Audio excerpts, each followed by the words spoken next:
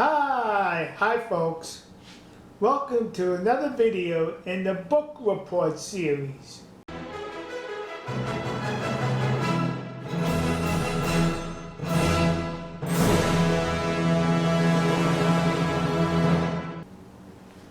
For today's book report, or should I say books report or book reports, I'm going to review with you 9 books in Bill O'Reilly's Killing series. Allow me to explain. Bill O'Reilly was a conservative talk show host. I think he had a show on television and on radio, and he was driven off because of his conservative views. These books by him are excellent reference into history, various parts of American history. His first book, Killing Elizas Son, this book was suggested to me by a friend. The first book in the series that I read. I didn't think much of his other books to purchase at the time. An excellent book in reference to the war in the Pacific during the Second World War, where my father served in the United States Marine Corps. So I enjoyed the book. It was very well written, a very easy read. That's why I read it. So based upon this book and my enjoyment of it, I purchased these other books. The one on Killing Lincoln, President Abraham Lincoln. Excellent in-depth study into the man, President Abraham Lincoln, as well as the execution of the Civil War. Excellent book. Highly recommend it. There we have Killing Patton, General George Patton, Second World War, the theater in Europe. Another wonderful book digging deep into the personality and the events leading up to and including General George Patton. Good book. Excellent read. Killing the SS, the Nazi SS, Germany. This book, I nearly threw up a few times reading it. It had to do with the Israelis after the Second World War searching Nazi criminals that ran off to South America. And in various parts of the book, it details the gruesome events that these Nazis did, specifically doctors, etc., in the concentration camps against children and other people. It was so disgusting and graphic, it nearly caused me to throw up a few times. Excellent book, excellent read. Killing Jesus. This book, no religious overtones, it was strictly secular from an historical perspective. Wonderful read. There was just one aspect of it, maybe one paragraph I disagreed with, but the rest of it, no problem. If you're a Christian, you would enjoy, even if you're not a Christian, from the historical perspective, explaining the events around the time of Jesus, before, during, after, and with the Roman Empire. Excellent read.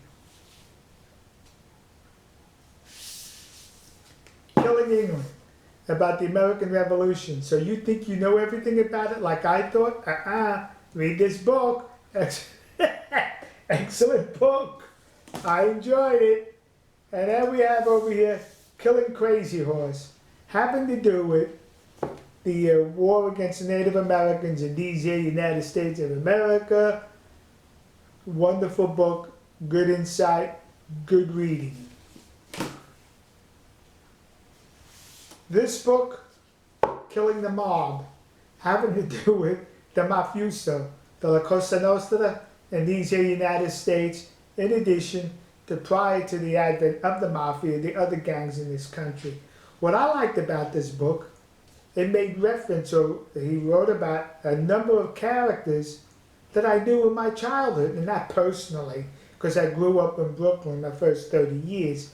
So a lot of the Mafia events happened to happen on the East Coast. I was able to relate to it because growing up, we heard about these people, and even in the staunchly Italian neighborhood I grew up, we had a few events that happened. So this was an outstanding book. Out of all the books in the series, I enjoyed this one the most. Now this one was the last book I read, Killing Reagan. Had this been the first book, I would have never read any of his other books. I don't know if prior to this book, I did not know what his views were on Ronald Reagan, but reading this book, it definitely screams his views. If you like President Ronald Reagan, do not purchase this book. If you do not like President Ronald Reagan, purchase this book. Because what Bill O'Reilly did in this book, everything negative that was written and said about Donald Trump in the 4 years of his presidency, he incorporated it into here and then assigning it to Ronald Reagan. What? So it must have been an easy write for Bill O'Reilly with this book. Plus, John Hinckley, the dope that tried to assassinate Ronald Reagan, is all over this book. You read about Ronald Reagan doing a B movie, then he switches to John Hinckley, what's going on with him. You read about Ronald Reagan as governor in California, and he switches to John Hinckley. This should have been named the Killing Reagan Hinckley book. I did not like this book at all. Like I said, had it been the first one, I'd have never read any of the others. Now he has another book coming out in May of next year, Killing the Killers, in reference to America's war on terrorism. I don't know now if I'm going to purchase it. I do think it would be safe to purchase. Well, I should not say that, because I'm betting he's going to give Carter a pass. He'll probably blame terrorism on Reagan and Bush. All the Republican presidents will get the blame, while the Democrat presidents will get the pass.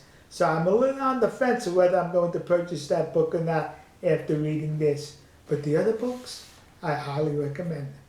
All right, folks. All right, but back to this book. Growing up in a staunchly Italian neighborhood with the mafia all over the place, I did not have any dealings with them, nor do not think I knew any of them personally. But let me give you a little story. When I was in college, my friends and I, we coached a Little League team that was to be sponsored by the Italian American League. They were going to sponsor us, but we had to get the recruiting and the uniforms and everything ourselves. So one of the players had a relative that was prominent in this organization, and that relative suggested I go see this person who happened to be, how would you say, a mafia don in the area. He had his little office in the back of a strip club in the neighborhood. So I go into the strip club. I asked for this person's name. They said he was in the back. I go back there, and there he was sitting behind a table. He looked like something out of Central Casting. I'm telling you, right out of a movie. And he says to me, "Hey, did so-and-so send you here?" And I said, "Yes, that person did." "How much you need?" Well, I said, "Well, we need it for uniforms." So he takes out a big wad of money, and he counts out $500 and throws it on the table. And he says, "Is that enough?" I says, "Yes, thank you." So I picked up the money, and as I'm about to leave, stupid me, I said, do you need a receipt?" He says, "What was that?" I says, "Do you need a receipt? Get the hell out of here." I picked up the money, and I ran out of there. "Do you need a receipt?" What a dope. I'm surprised. I'm here now. All right, folks. We'll see you. God bless you. God bless America.